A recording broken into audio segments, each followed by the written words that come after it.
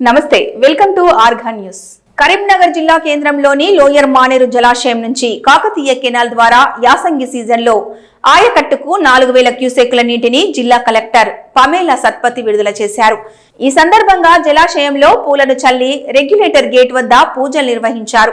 అనంతరం switch on చేసి canal కు నీటిని విడుదల చేశారు.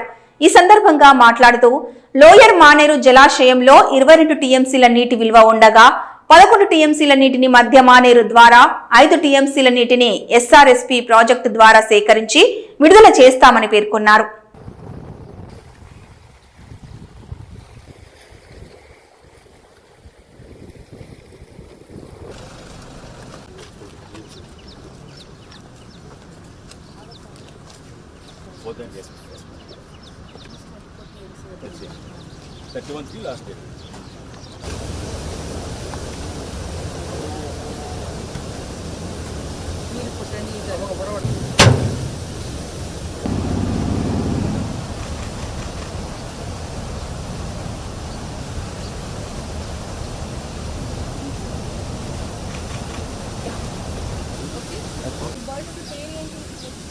వాటర్ బాడీస్ దగ్గరనే ఉంటాయి కదా.